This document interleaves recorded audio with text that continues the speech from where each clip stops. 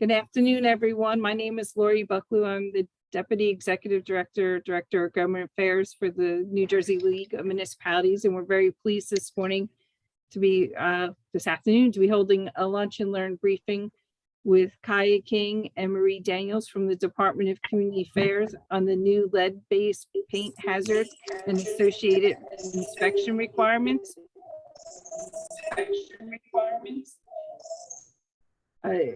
We will be recording this session for future viewing, so I do again ask if everyone could be muted. During the meeting, if you have questions, we ask that you type them in the chat box. Andrew Lefevre with the League is going to facilitate the question and answers that will come after Marie and Kaya's presentation. Also, the department has shared in the chat box some links to the guidance document, and we will send that out to the entire group in a follow-up email after the presentation. I do see a quick question from Maria Richards. You have your hand up.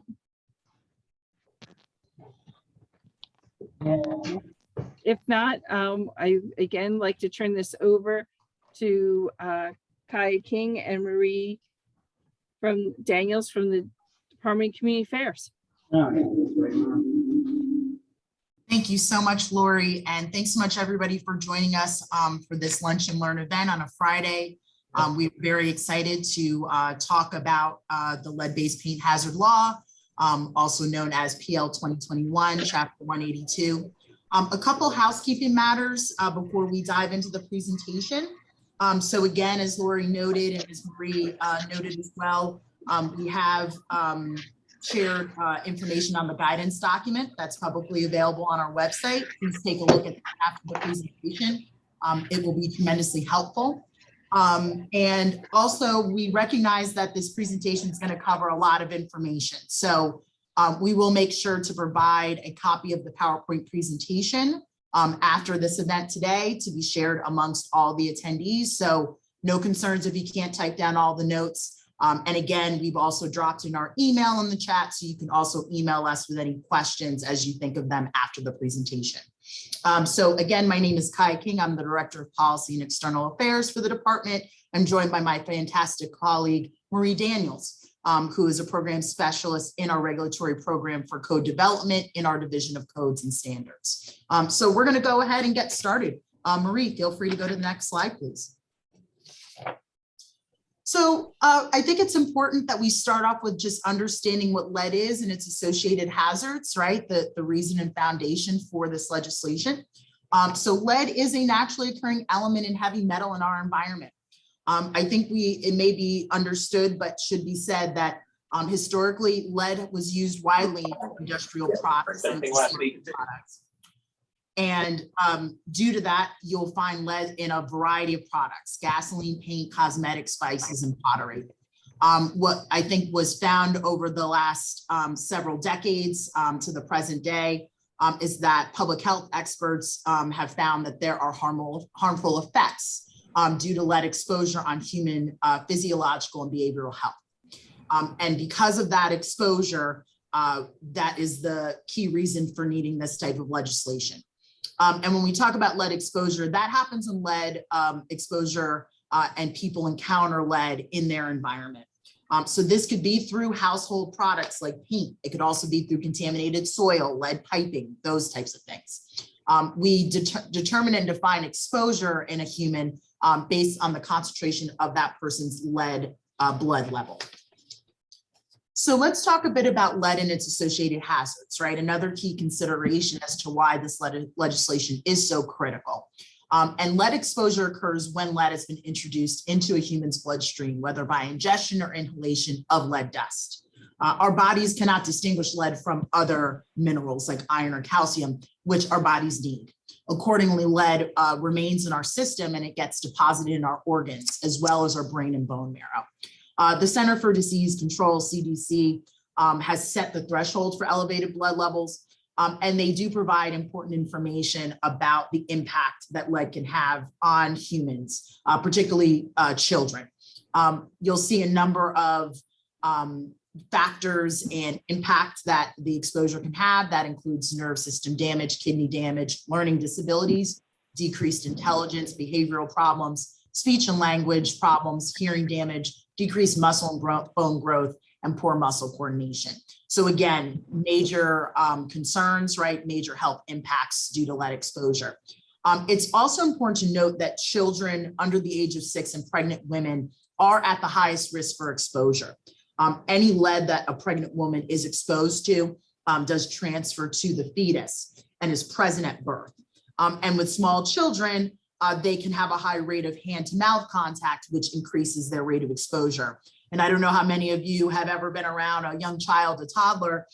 They are known for putting things in their mouths, including their hands. So children can get that lead exposure by putting their hands on something that has lead dust, then putting their hands in their mouths, or eating lead-based paint chips that peel off the wall, chewing on windowsills, door frames, other surfaces. So it is of particular importance to recognize the population that can be negatively impacted by lead exposure and its hazards.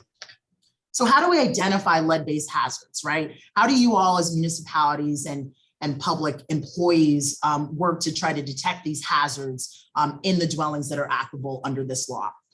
So it's important to note deteriorating lead-based paint is a key visual indicator, right? Peeling, chipping, chalking, cracking, or damaged paint, that is a hazard that does require immediate attention, right? In the form of inspection, as well as remediation abatement efforts. It may also be a hazard when lead can be found on surfaces that get a lot of wear and tear, as I noted before, those windows and windowsills that create that friction, doors and door frames, stairs, railings, banisters, and porches. So those are areas in a dwelling to keep an eye out for that peeling paint or deteriorating paint.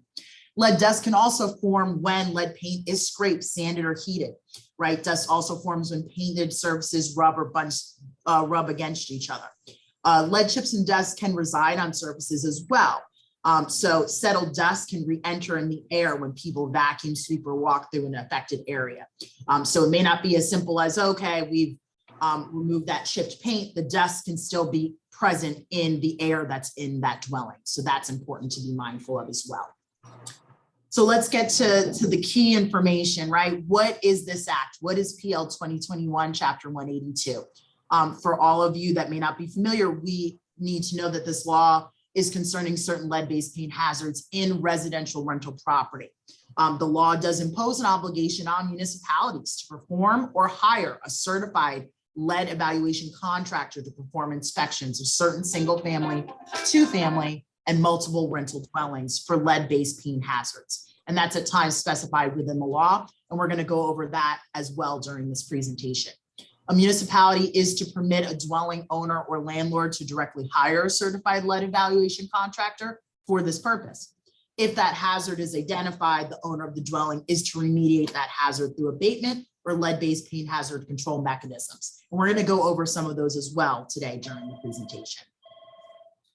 A municipality is also required to keep in mind that individuals are to be certified as lead inspectors, risk assessors, lead abatement workers, and lead abatement supervisors by the New Jersey Department of Health. And that's pursuant to their regulation, New Jersey Administrative Code 8:662, which is under their statutory authority, NJSA 26:2Q-1. We've provided a link for the Department of Health's website that provides information on the requirements for an individual to be certified.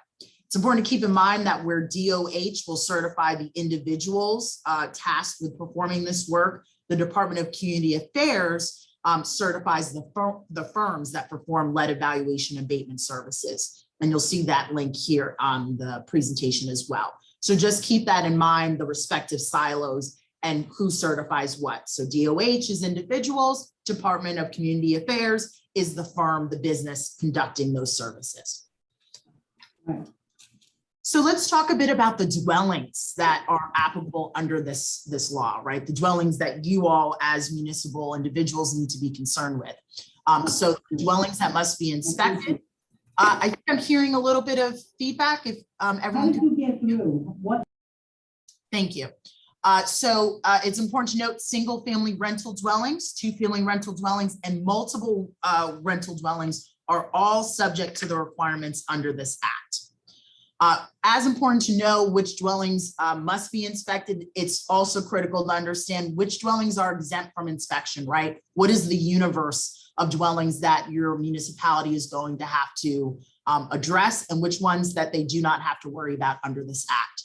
So dwellings that were constructed during or after 1978, which is the period of time when lead-based paint had been prohibited, those dwellings are exempt from inspection.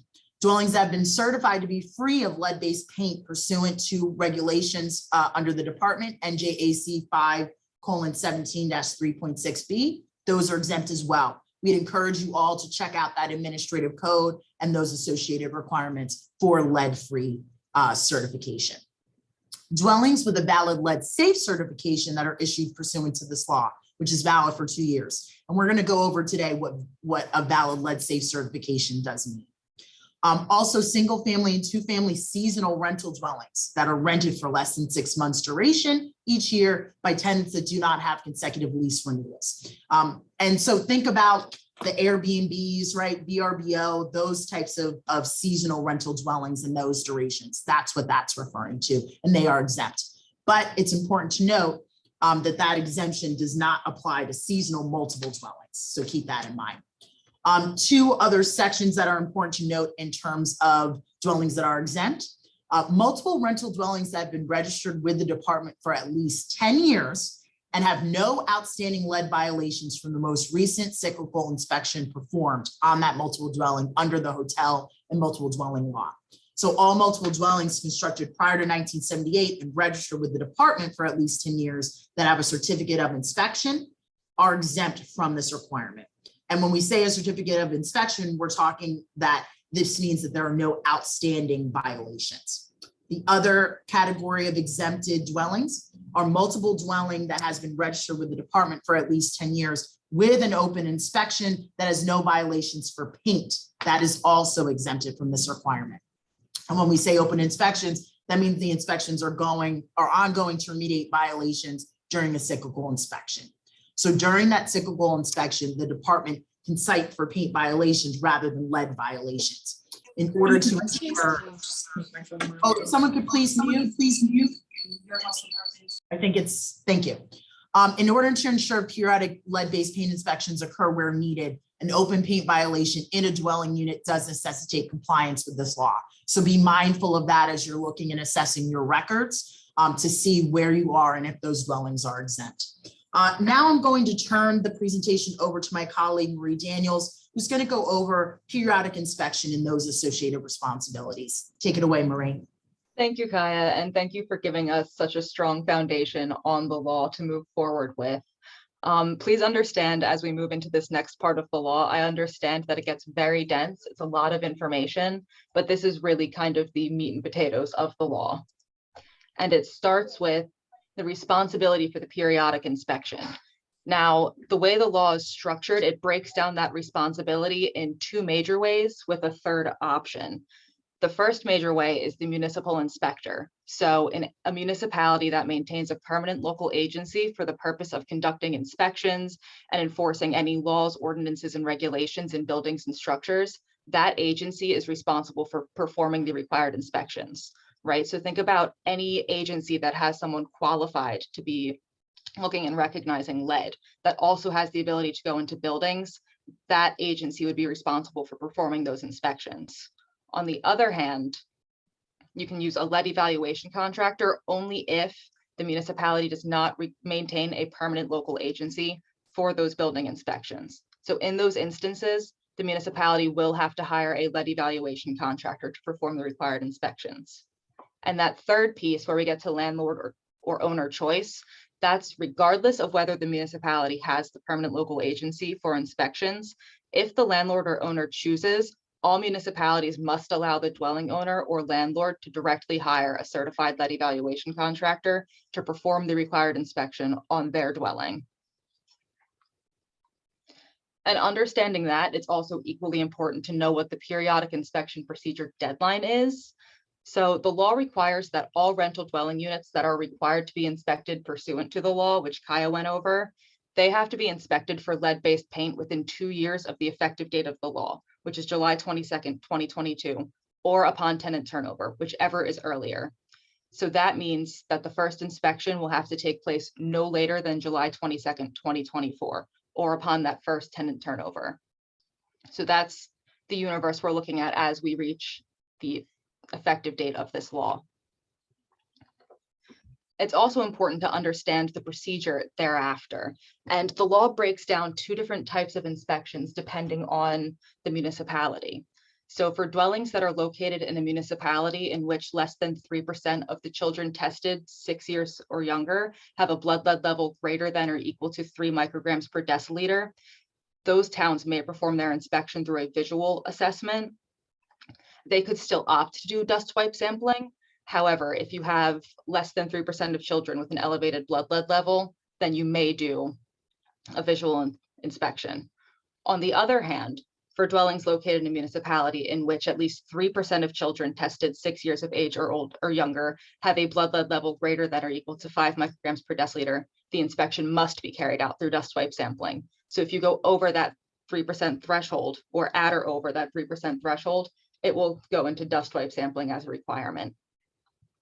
We'll get into what those 2 types of inspections look like a little bit later, but I want to iron out a few more details, especially looking at the inspection timeline.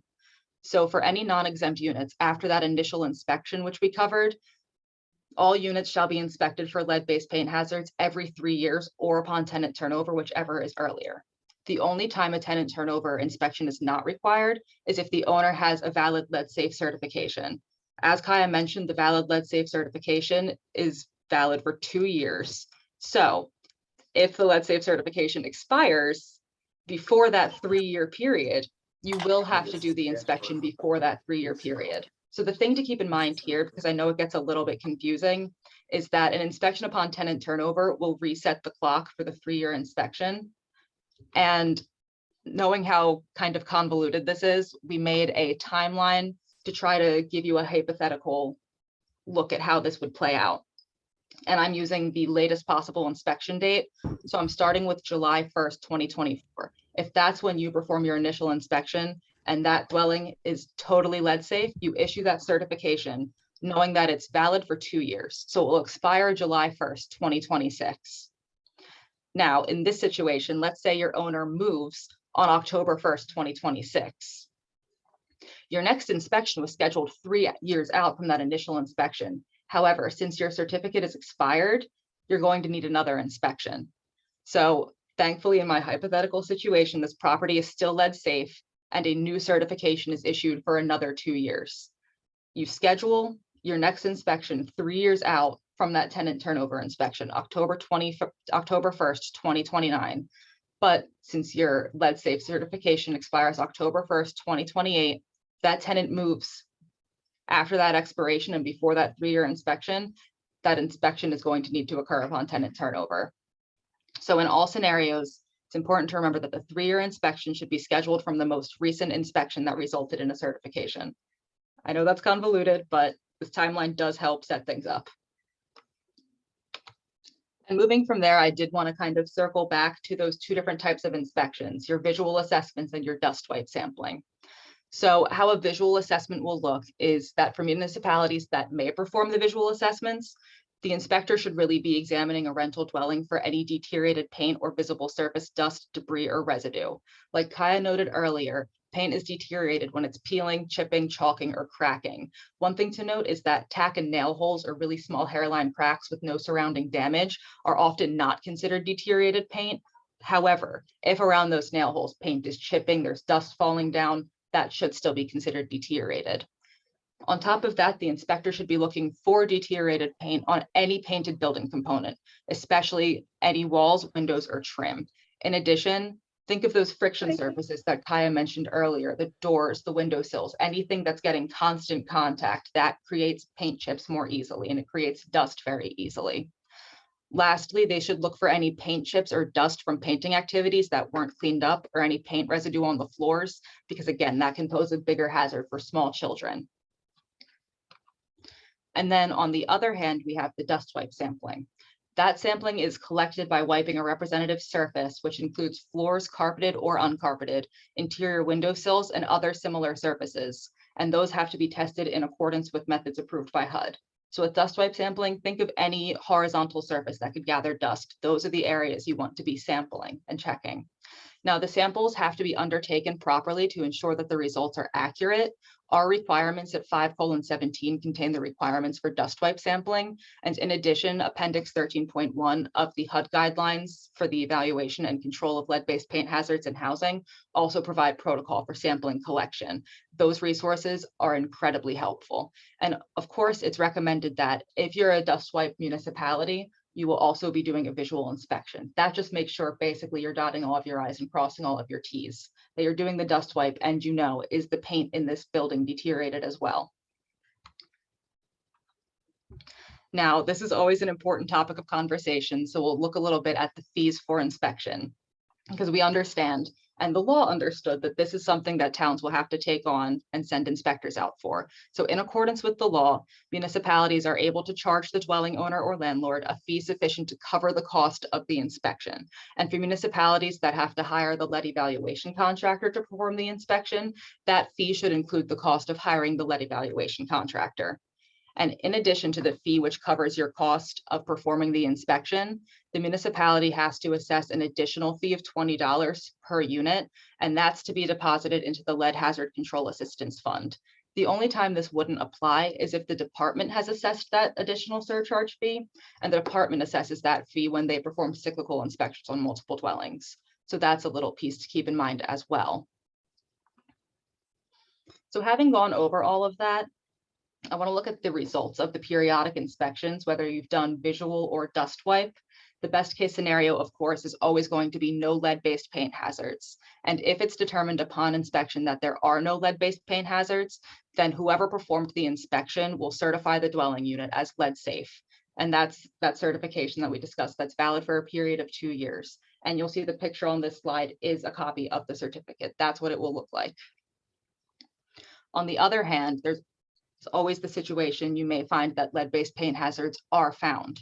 And if lead-based paint hazards are found during an inspection, the owner of the dwelling unit must remediate that lead-based paint inspection by using lead-based paint hazard control methods, interim controls, or abatement. We'll discuss both of those things later and what that looks like. And in addition, it's important to note that if a lead-based paint hazard is found during the course of a visual assessment, the owner of the dwelling may elect to order a dust wipe inspection to confirm the presence of lead-based paint, because the visual inspection can't tell you that the lead-based paint is absolutely there. It could be non-lead-based paint, chipping or cracking. And something I just wanted to point out as a talking note here, if a lead-based paint hazard is found in a dwelling that is presumably child occupied, I know you won't always know, but if you see a child in the course of the inspection, if there are toys everywhere, if you believe a child could potentially be exposed to lead, that's something you want to refer to the local health department so that they can potentially order testing to see if that child has an elevated blood lead level. So that's something you always want to keep in mind as you're looking in the home, especially if you find a lead-based paint hazard. And then I went to the 250. And then moving into remediation work. Should you find that hazard, then remediation work must be performed by any certified individual in accordance with any applicable federal or state regulations. And Kaya already discussed the individuals who are licensed by the Department of Health, the firms that we license. In addition, another one that's important to note is the United States Environmental Protection Agency, which certifies renovation, repair, and painting contractors. Those firms are certified to perform renovation, repair, and painting projects that address lead-based paint in homes and childcare facilities. RRP work, as it's shortened to, is very often involved in interim control methods. Information on that can also be found on EPA's website, which we've included here. And something that's important to keep in mind during remediation work is that our requirements at 5:17 discuss whether or not it's safe for a tenant to reside in the dwelling during any remediation work. That determination is ultimately made by the abatement contractor performing the work. And if relocation is required, it has to comply with the Relocation Assistance Act. So that is something to keep in mind also when remediation work is necessary in a dwelling.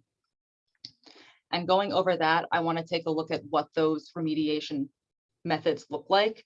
The first is interim controls, and interim controls are any measures designed to temporarily reduce human exposure to lead-based paint hazards. So this is something that makes the building lead safe for a temporary time. It doesn't totally remove the lead, but it makes sure that it reduces human exposure to the hazard of the lead-based paint.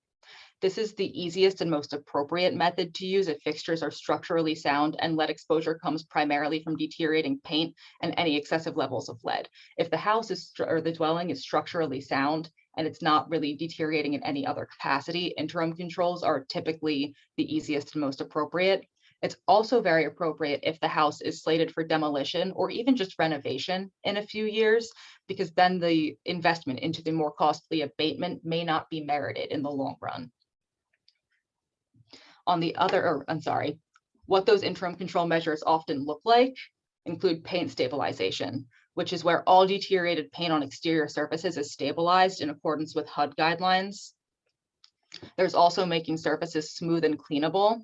And this is any surface such as a floor, a stair, or interior windowsills that are rough, pitted, or porous should be made smooth and easy to clean. This is so obviously the lead dust isn't settling into that porous material or that pitted material, because that just prolongs the hazard exposure. And any minor surface damage is usually correctable by spackling and recoating, something simple, just so it's smoothing out the surface. Otherwise, it might be necessary to cover or coat the surface with a thicker material like plastic, sheet vinyl, or linoleum, just to make sure it's all smooth.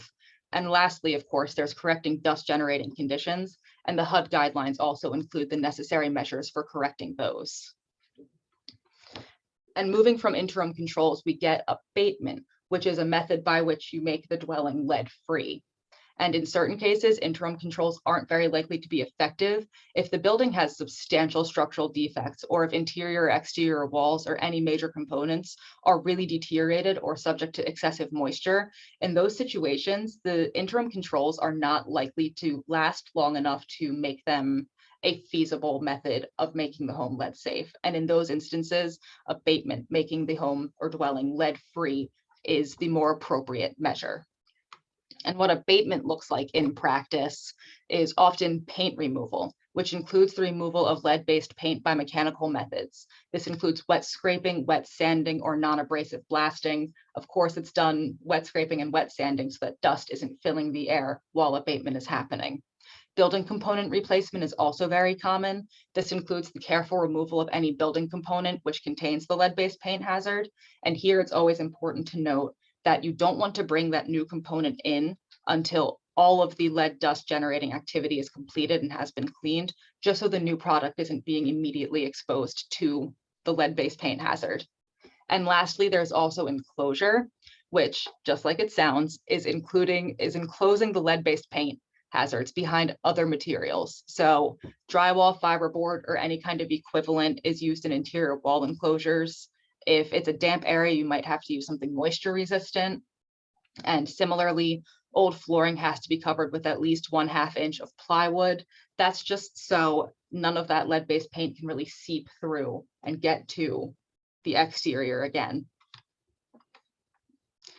And of course, after all of this is done, and I know it's been a lot to take in, but once the remediation is complete, whether it's done through interim controls or abatement, the municipality or the lead evaluation contractor has to perform an additional inspection within 60 days of that initial periodic inspection to ensure that there are no further lead-based paint hazards. And this is where we split depending on what type of remediation was performed. So if you're conducting a re-inspection in a dwelling that has been remediated using interim controls, if there are no more lead-based paint hazards, the municipality or the inspector must certify the dwelling to be lead safe. And that's that lead safe certification. They're back on that 2-year lead safe certification cycle with 3-year periodic inspections. On the other hand, if the dwelling has been remediated using abatement, which followed NJAC 5:17, the department's requirements, the lead abatement clearance certification would be issued by the local enforcing agency, and then the lead-free certification that's also issued at final clearance would exempt the dwelling from future inspections pursuant to the law. Because like Kaya mentioned earlier, any lead-free dwelling is exempt. So performing an abatement would clear you from any further periodic lead-based paint inspections. And since I know what a mouthful that was, I'd like to take a quick break here for a few questions before we dive into some of the best practices in applying this law. Great, great. Thanks, Maria. We have received some questions. If Andrew would mind.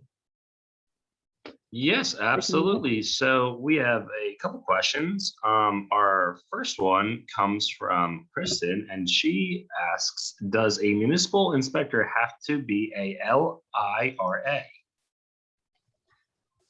And thank you for that. So I'll let Marie speak to this a bit, because I think there's a bit of nuance of understanding the standards in terms of what's required for certification or licensure. Marie? Yeah, so there is a bit of distinction, and I will mainly speak to the rules that our department promulgates, because that's where we are the experts. And NJAC 5:17 does not require public agencies performing inspections or testing to be certified as lead evaluation contractors. However, municipalities still would have to comply with Department of Health regulations for any individuals and any training that they may need.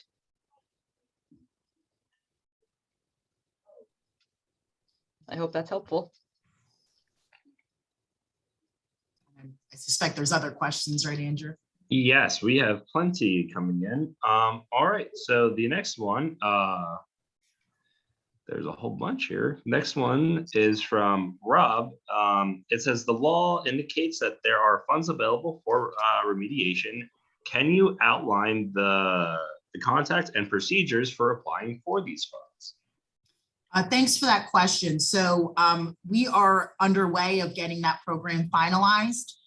There will obviously be process and procedure and contact, but trust me when I tell you, we will be making sure to get that information out to all of the municipalities so that folks can apply for grant and financial assistance. So just give us a bit for that, but we will be able to provide you with that information shortly. And I'll also note we'll be sure to provide that information to the League of Municipalities for all the members. So we'll make sure it's a concerted public-facing effort once that grant program is finalized. Perfect. All right. Next question. Why are all the inspectors not considered by the DCA multiple dwelling inspectors when they are doing their regular sorry, let me restart that question. That was a lot there. Why are inspectors not considered by the DCA multiple dwelling inspectors when they are doing their regular cynical multiple dwelling inspections? So that's a great question. So I'm not going to assume the legislative intent, but I will say that the law was structured for municipalities to conduct the inspections. We recognize that this certainly adds more to the plate. And that's why we've made sure to be there at the helm to assist you all as you abide by the requirements. But I can't really speak to the motivation of the legislature other than to just note that it may also be important that you all are also experts on your respective towns and your housing stock, right? So we certainly, I think, look to local municipalities to really inform about dwellings and the appropriate inspection structure. But again, that is me making an assumption. We have just followed what the legislation has required. Great answer. Thank you. So our next question is, does this mean that health departments will be required to lead risk assessment in dwellings in locations where children have not had an evaluated lead level, elevated blood lead level? Can you just read that question one more time, Andrew? I'm sorry. Yeah, absolutely, not a problem. Yeah, so some of these are a little wordy. Does this mean that health departments will be required to lead risk assessment in dwellings in locations where children have not had an elevated blood lead level? So Marie, I'll kick that to you and then I'll supplement as needed. Okay, so interestingly, the way that this law was structured is almost separate and distinct from the current risk assessment that Department of Health oversees. These two types of inspections, as you go through what's required in the visual and the dust wipe, look a little different from how a risk assessment goes. It's almost like a different branch. So the inspection will look a little bit different from a risk assessment, but yes, it will apply even to houses where there are children that do not have elevated blood lead levels, but it won't be a risk assessment. It will be either that visual assessment or the dust wipe sampling, if that makes sense. Perfect. And then just kind of another question, just kind of follow up on that. Will risk assessments be added to routine inspections now? That's not how the law is structured or intended. The only time I could see a risk assessment occurring is if there was a child present in that home, and upon referral to the health department, that child had an elevated blood lead level, because then all of the DOH requirements would come into play. Perfect. We have a couple other questions. Let's see.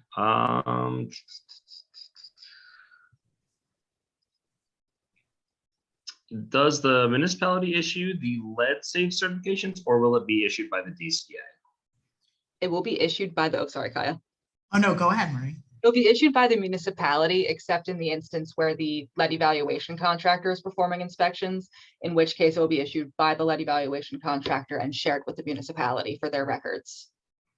And I also want to note too, we recognize that the certification may be unfamiliar. So the department has created a template, and that is included in the link that Maria had shared at the beginning. You'll be able to click on that, and that will have a structure for the certification for you to utilize.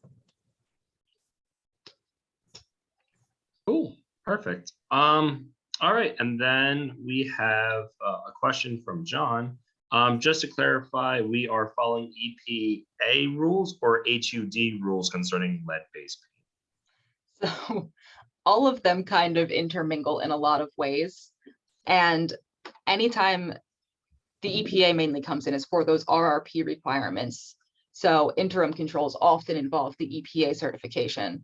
And the HUD guidelines tend to be very expansive and cover absolutely everything you may need to know, but the guiding regulations always start with the state. So anything that the department requires in 517 or any DOH requirements that would be necessary to come into play would be your first starting point, and then HUD and EPA for any peripheral guidance or for RRP matters. All right, that seems to be most of the questions answered. Again, if anyone has any questions, please feel free to put them in the chat. Oh, we just got one coming in. It says, what is the liability to the municipality in issuing lead safe certifications? So that's, I think, an interesting question. I think that when we have any conversations about liability, we're stepping into legal considerations. I'd encourage all of you to consult your local counsel on that question. I think very much as any type of approval or permitting that a municipality provides for dwellings aside from something that's lead-based, right? There could be liability considerations for that as well. So this would be, I think, a legal question you'd want to run by your counsel. All right, thanks for answering. We have a couple more coming in. Let me just scroll up here. Sorry about that. Will you be addressing the data management issue? Will data centralization with the state? Sorry, let me repeat this question. Will you be addressing the data management issues? Will data be centralized with the state or kept with the municipal level? So I think that's a great question. I'll answer the second question first. So data is to be maintained at the municipal level for these dwellings. The state doesn't necessarily have a centralized database. I will say, though, of course, that Department of Health, we are working in close collaboration to get out information regarding whether your municipality is a dust wipe level inspection or a visual, so you can utilize that. But I think in terms of addressing database needs, I know that it's pretty fact sensitive and customized depending on the municipality. So I think it's certainly a good opportunity for you all to collaborate with your respective IT, figure out if there's ways to optimize existing databases to contain and centralize this information. But again, I think it depends on the town, right? I know some municipalities are, pretty much online and pretty technical with their record keeping. Others still have paper. So I think it depends on that particular municipality and how you all are maintaining those records. But again, in terms of technical assistance, I'd encourage you all to talk with your respective IT folks and figure out ways to ensure that you can utilize existing systems as much as possible. And in that same vein, this is kind of a related segue, but we have a few more slides to go over some of the best practices, and record keeping is a huge part of it. So if you don't mind holding the rest of the questions to the end, and we can slide right on through the end part of this presentation. I'll turn it back over to Kaya. Perfect. Thanks so much. So yes, perfect segue into record keeping. And that was an excellent question, right? How can you be sure to abide by the requirements under this law if you don't have the records to know what dwellings are applicable and what have been subject to the requirements? So the law does require municipalities to keep track of all rental dwellings subject to the act, their inspection schedule, and whether a lead-based paint hazard has been found. In addition to that inspection schedule, municipalities are required to maintain a copy of any lead safe certifications in their records for the property. So as discussed, whether you are a municipality that's still paper heavy, or you're finding that your records are becoming more tech and available online, it will be critical to maintain this information. And that's critical not just for the department, but also for you all as you assess and consider those that may be in violation of the act. And that turns us over to the investigation requirements. So municipalities are authorized to conduct investigations and issue penalties to enforce a property owner's failure to comply with this law. If a municipality does determine that a property owner has failed to comply with the requirements of the law, that property owner has to be given 30 days notice to cure any violation by ordering either the necessary inspection or by initiating remediation. If that owner has not cured the violation within 30 days, that owner is subject to a penalty not to exceed $1,000 per week until the required inspection has been conducted or remediation efforts have been initiated. And when we say remediation efforts to be initiated, that means that the owner has hired a lead abatement contractor or other qualified party to perform the lead hazard control methods. So as important as I think investigations at the municipal level, it is important to understand that investigations can be conducted by the department. And that can be done either by a complaint that's filed with the DCA or on the commissioner's own accord. We are authorized to conduct investigations and issue penalties against a municipality for failure to comply with the requirements. The department will give the municipality a period of 30 days to undertake any necessary inspections that were required, provide proof in the form of a valid lead safe certification if it is determined that that dwelling is lead safe, or notification that a lead-based paint hazard exists in a dwelling and that remediation will be initiated. If a municipality has not cured that violation within 30 days, the municipality is subject to a penalty not to exceed $1,000 per week until that necessary action has been taken. So again, it's critical to understand that while inspections are certainly key and foundational in the requirements of this act, your record keeping and your ability to conduct investigations is also as important. You all know your constituency better than we do, but I do think what's critical about this law is that there is a level of teeth, right, to the enforcement, and that penalties can be issued. So it is important to conduct these types of investigations, hold owners accountable, and be able to ensure if you're finding issues to let our department know as well.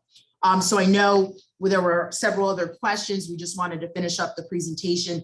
Andrew, feel free to let us know the next questions coming up in the queue.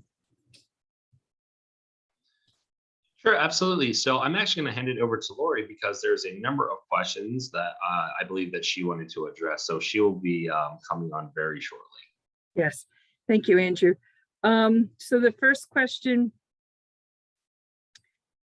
we have, and it's sort of a three-part question, is regarding the Department of Health child lead report is dated from 2019.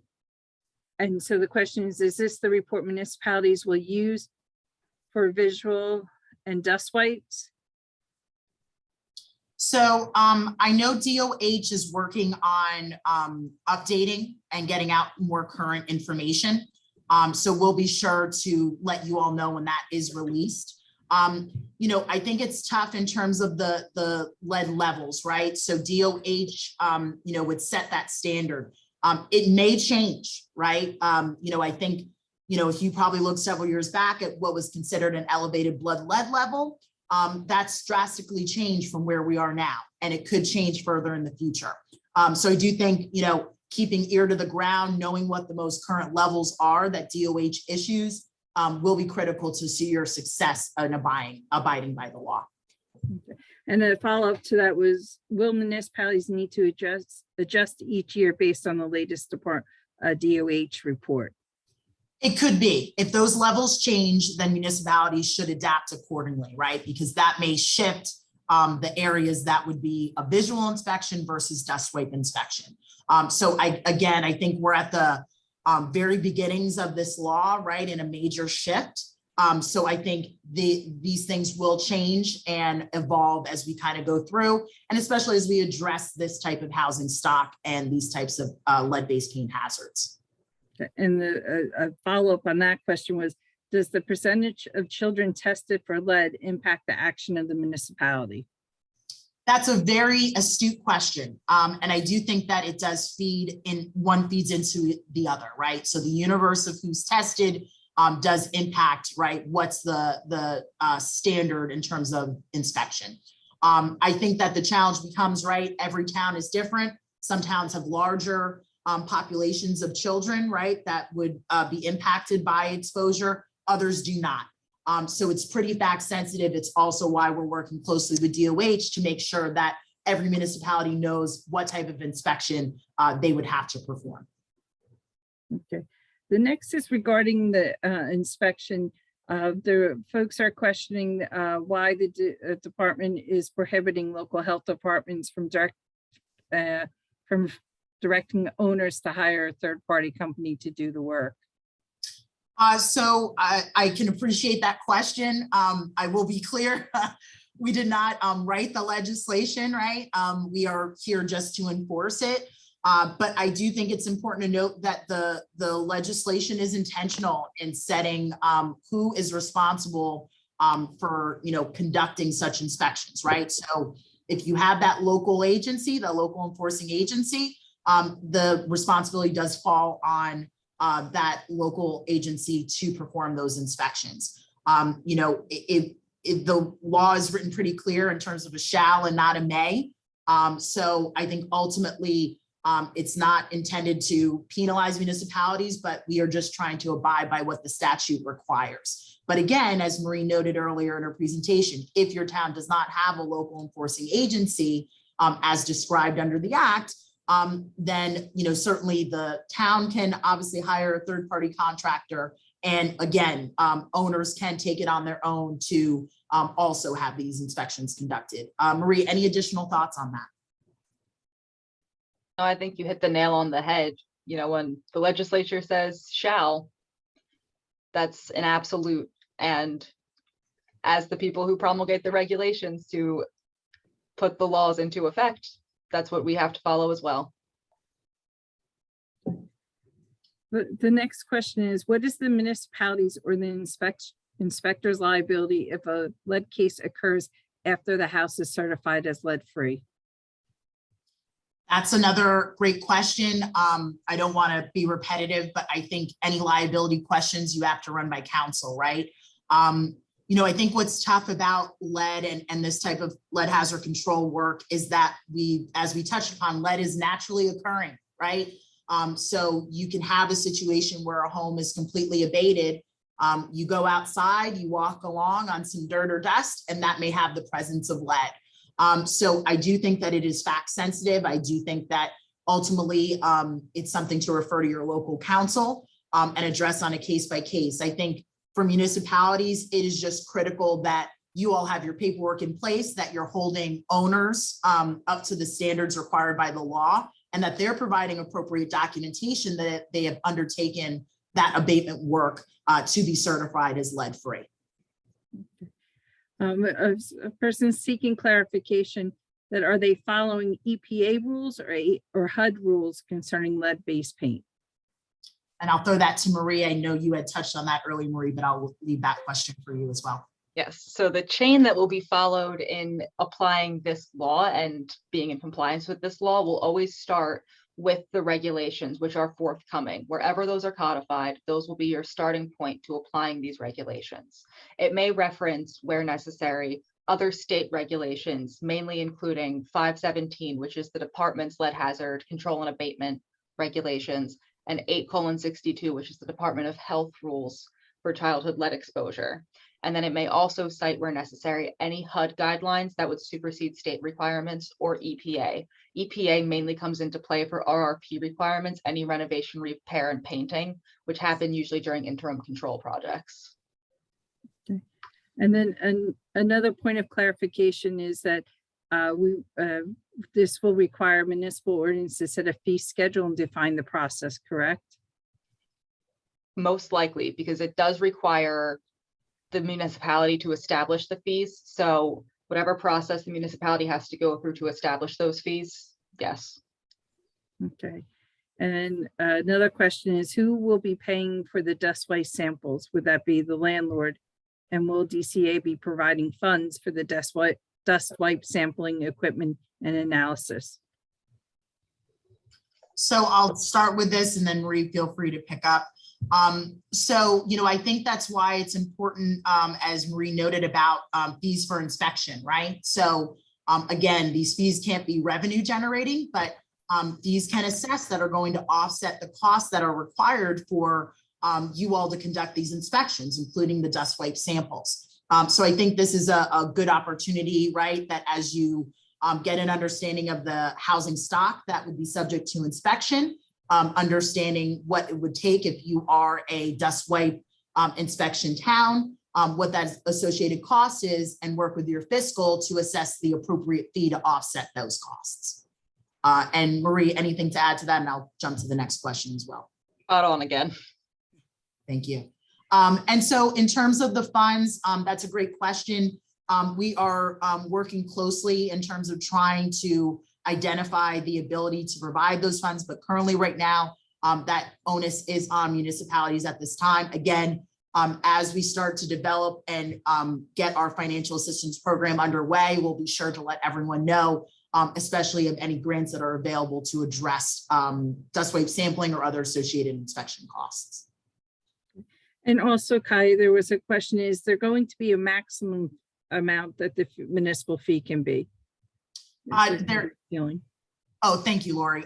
So the legislation does not set a cap, right? That is silent, right, in the law. But again, it should not be revenue generating, right? So you should be able to, if ever there has to be an audit of the cost assessment and the fee, be able to say, hey, this is what it costs to do the inspections, and we base that fee accordingly, so that extra burden is not borne. So again, fact sensitive to the municipality, but no, there is no maximum amount that is set under the law. Okay. And will there be a model ordinance for municipalities to follow to establish the inspection requirements and fees locally?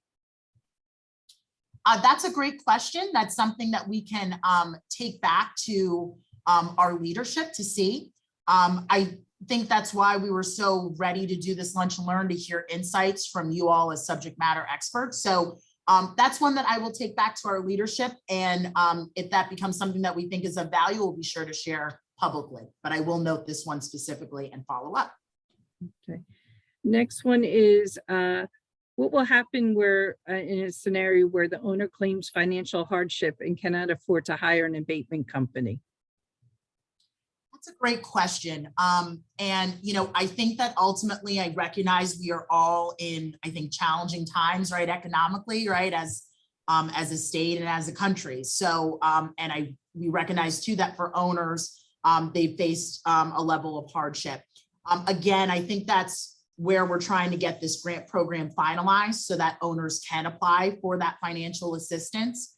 But I will say that ultimately that does not obviate their requirement to abide by the law, right? So if, as an owner, you've taken on the responsibility to have a property and rent it out you need to be prepared to abide by the law, just as with any type of health and safety consideration that we require for any dwelling. Next question, is there an evaluation form created to conduct visual inspections? I'll throw this question to Marie. There's nothing specific. I know that the draft regulations the department is working on is hoping to provide some clarity similar to how this PowerPoint broke down what you should be looking for.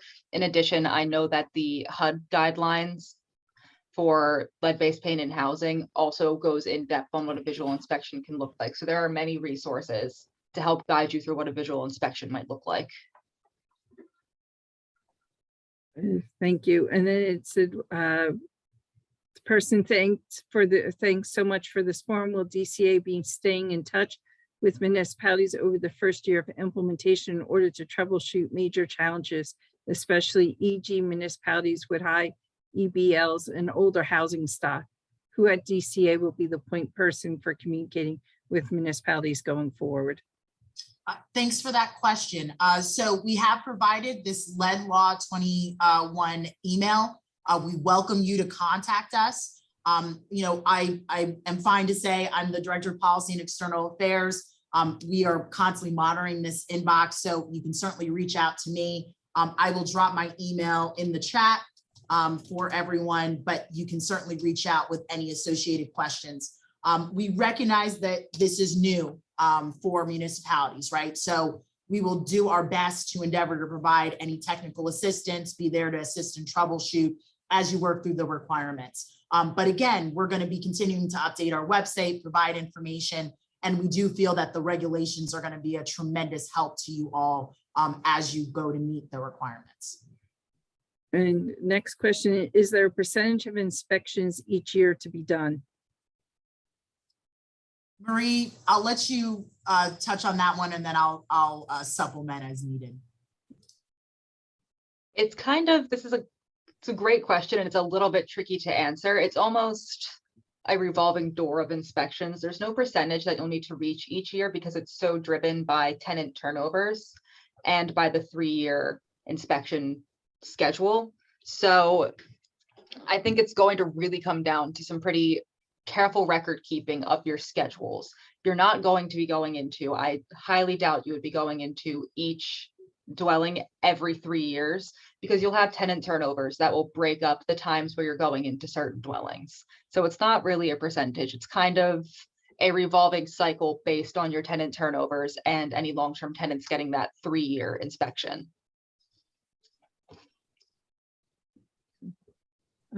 The next question is, can XRF testing replace dust wiping testing?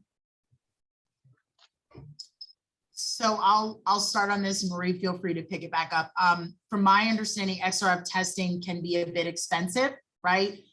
So certainly not prohibited from utilizing it. I think there just may be a cost prohibitive factor. I believe some of those, the XRF testing guns can run several $1,000s. And I think that the legislatures tried to be mindful of that too, and why there was a standard for visual and then dust wipe. But Marie, feel free to add on anything. You have got it covered. Next question is, municipalities that have a large percentage of rental dwellings may not have the adequate staff to conduct these inspections. Will there be an option for a municipality to enter into professional service agreement to provide the adequate staffing for these inspections?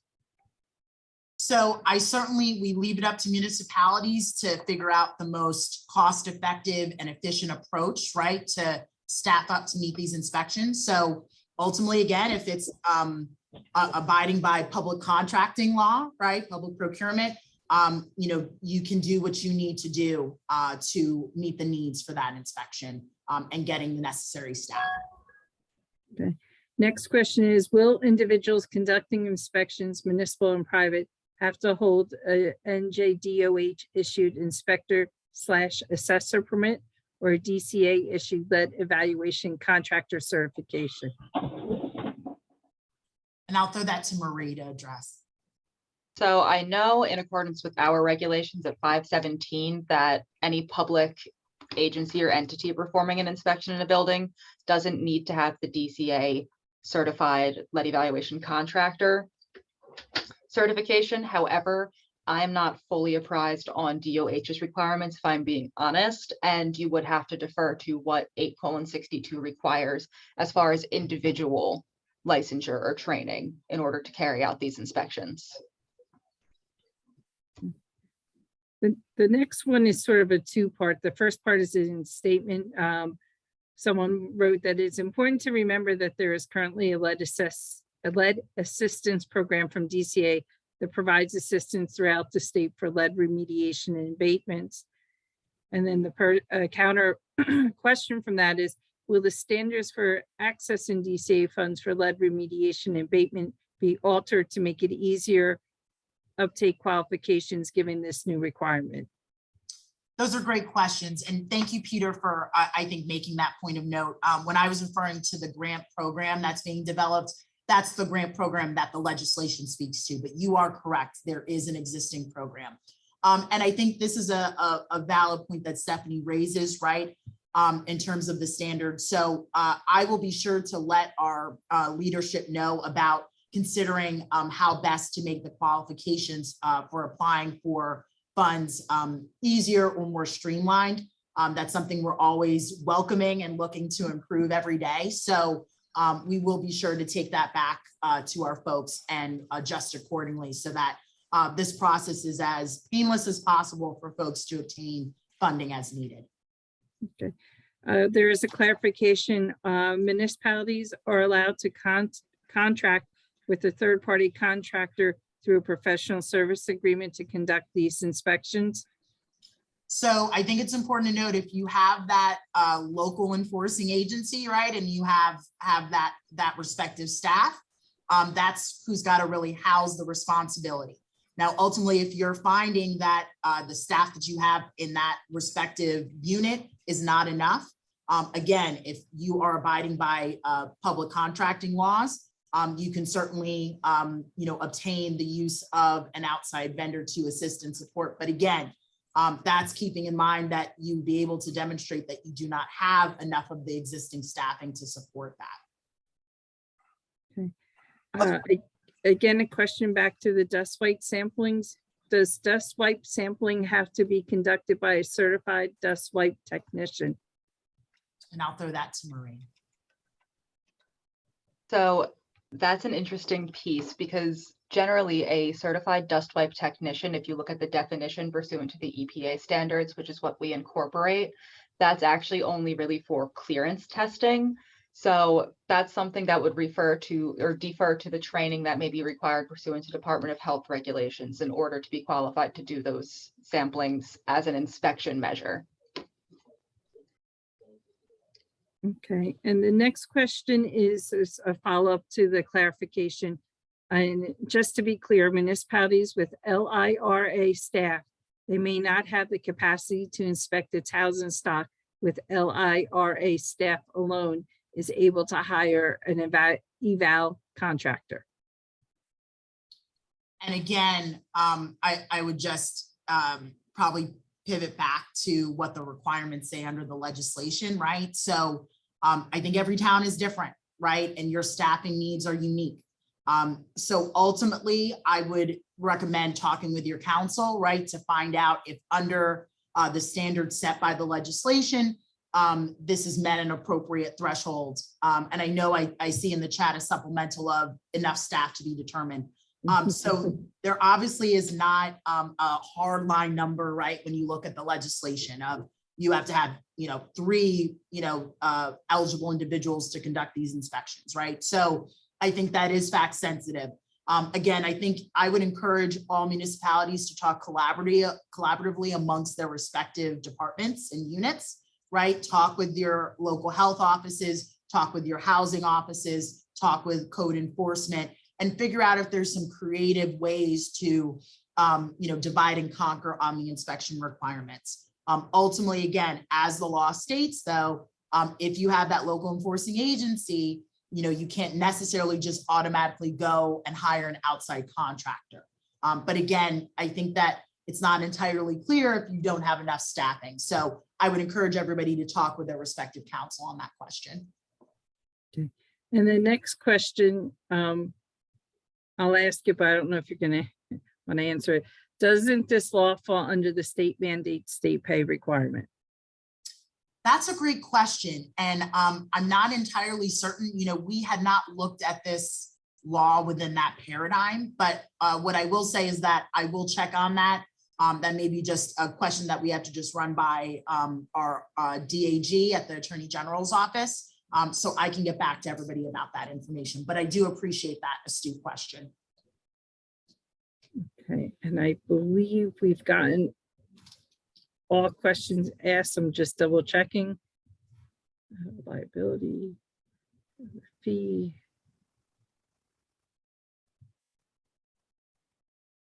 Rules, yes, I believe we've gotten all the questions. I'll just call and ask folks if we haven't, please ask the question. The PowerPoint presentation and hand out the link to the guidance document will be shared with everyone.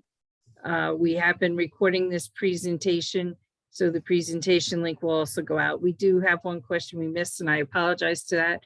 Does the inspection have to include common areas?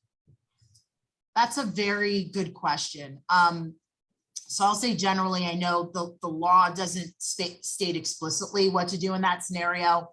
I think the challenge becomes that if you don't conduct that inspection in that common area, right, and let's say a owner endeavors to address the lead-based paint hazard, right, but then there's some presence of that lead-based paint hazard in a common area, you may end up being back to square one, right? So you go and try to address with interim control or abatement measures, but if the entire area of that dwelling isn't completely addressed, you could be running into a scenario where those hazards still exist.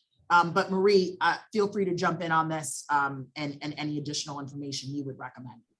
No, you're right. It's something that the law is silent on, but in terms of perhaps wanting to fully cover any potential hazards, it's not unwise for towns to do during the course of the inspection if they're in a two-family dwelling or a multiple dwelling that's not exempt from this, and there's common areas and they think, there's a lot of deteriorated paint in here too.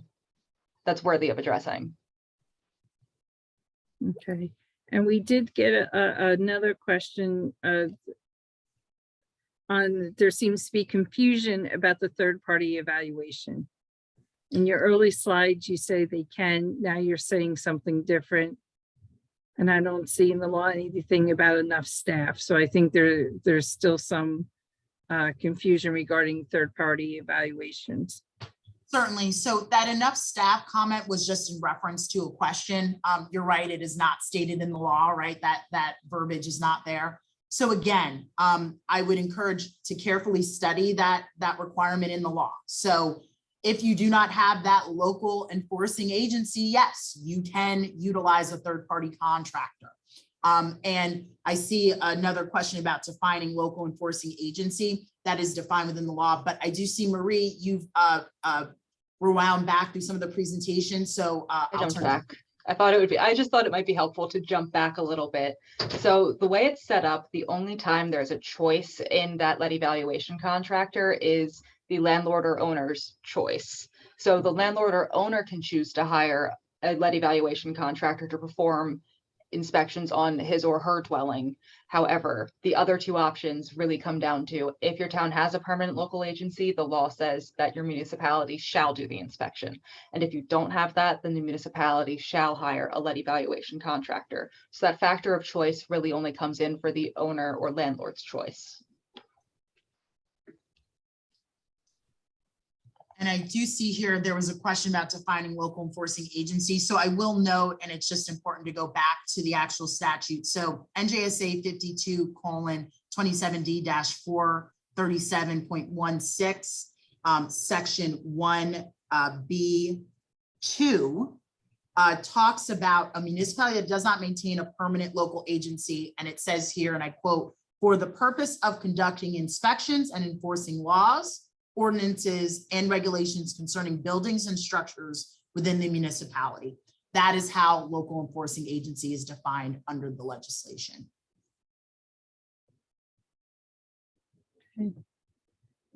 Just give it, if Kai and Marie, if you don't mind, we'll just give it one more second to make sure if there's not a last minute question. We did, well, we got several popping in now. This is an opinion, but tagging local health departments with this responsibility without any recognition of lead certified staff versus amount or requiring inspection is very short-sighted. I don't understand why the state wouldn't allow local health departments to hire a company, licensed electrical workers, licensed plumbing worker, except are all expenses of the landlord. And I can empathize with that. Again, I can't speak to the motivation of the legislature. I do recognize the challenge with that. And, you know, all we can say as a department is that we're just trying to ensure we can abide by what the legislation has required. Okay, and then there's concern about serious capacity challenges for many municipalities that have local agencies. Will the state facilitate authorization for municipalities so they can legally dedicate inspection fees to inspection costs? This sometimes requires authorizations from the state, if I'm recalling correctly. So that's a great question. I mean, again, the law does allow municipalities to set fees, right? And it cannot be revenue generating. So I can certainly make sure that we check in with leadership, particularly our Director of Local Government Services, about that nuanced question. But from my understanding of this law, certainly, you know, you can dedicate fees to taking the offset of the cost for these inspection requirements. But again, I will note this question to check with our leadership a bit further. So thank you for that. Okay, and then there's been several questions about whether or not the definition of that you read, the local enforcing agency, if the building department would meet that definition. And if so, the agency's code enforcement, is there training available to them as this is a new requirement? And if they don't have it, again, back to having appropriate staffing, could they hire a third party? And is there a list that is provided for certified lead evaluation contractors that will be provided? Okay, so I'll go with the initial question. There is a list of certified lead evaluation contractors. You can find that on the link to the website that Marie provided. And then in terms of, I just want to make sure. So in terms of the question about building department meets the definition, that's again, that would be something I would double check with your council. But yes, if you do have that building department that meets the definition as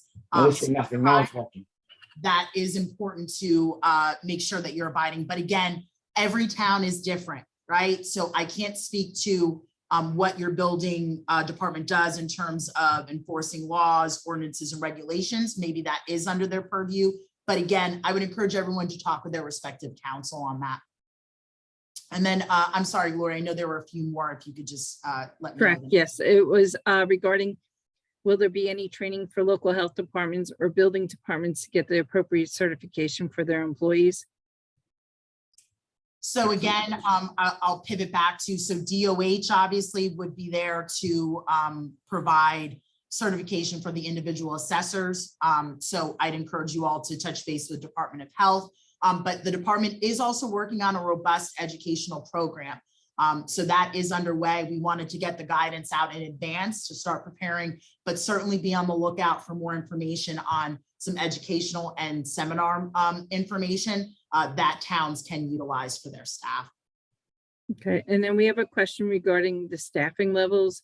If a municipality has one LI/RA who has numerous other responsibilities as an REHS and 6,000 plus rental units, would that be defined as enough staff? Unfortunately, I can't speak to that, right? So again, enough staff is not under the formal definition or legal language that's used in the legislation. So again, I would encourage you to work with your leadership in your municipality and your council about that standard and what's most appropriate in terms of level setting to address the inspections. Okay. Then we have a question regarding rules and regulations. It's a two-parter. The first part is, when do you anticipate the rules and regulations to be published? And the second part is, if some of the questions raised today referred back to the legislation, can the regulations maybe provide some clarification that's needed? Absolutely. So we wanted to get the guidance document out as soon as possible. We recognize that, you know, all of you and many others were really itching to understand the requirements of the law, but we are in final stages of getting the regulations finalized and proposed. So those will be coming very soon. We actually tried to ensure that the guidance document was issued with the regulations coming around the corner in the coming weeks. So we will be on the lookout for that, and we can certainly advise the league, and we'll be noting on our website when the proposed regulations will be published. I'm done And with the fucking internet. Sorry, C. Perez, you are not muted. And what I'll also say too is, you know, again, we look for these types of presentations to better inform us. And so again, regulations are intended to provide some clarity. So we have been very mindful to provide additional information in those regulations, as is noted in that question. So thank you for that. Another point of clarification is that the assumption that this falls on the health department, why, when the law seems to point to building code enforcement, could you possibly clarify that? So I'll say, I don't think you could assume one way or the other, right? The law is not clear. In some towns, maybe this is most appropriate for health departments to handle. In others, it may be that respect in building code enforcement. We can't speak to that. That I think is an individual decision that municipalities have to make. But again, I think this is an opportunity for collaboration, right? I don't think that you can look at this act and address it in silos. So I would encourage all municipalities to look at your resources, look at your staffing, see if there's potential for overlap and support in several different units to address the inspections, and take this as a collaborative opportunity to spread around the obligations. Marie, anything to add? I agree with you. Okay. And to follow up on that, the question is, who's the responsible department for lead safe certification? Is it health department, code enforcement, or building? So again, it's going to be depending on what would be defined as that local enforcing agency, right? But whoever is that local enforcing agency issues the lead safe certification. So it could be a health department, it could be code enforcement or building department. It really does depend on that municipality and how they choose to structure the local enforcing agency obligation. Okay, I believe that is our last question. We did run over a little bit. I apologize for that, but I thank you for your time and of staying on beyond the 1 o'clock, Kai and Marie. Again, to the participants, we will send a follow-up email with the link to the PowerPoint presentation, as well as the guidance documents and information that Kai and Marie provided as contact. And we will work with Kai and Marie to possibly do a follow-up lunch and learn once the regulations are promulgated and such. So I thank everyone for their time, and thank you for joining the lunch and learn session. Thank you so much. Yes, thank you for having us.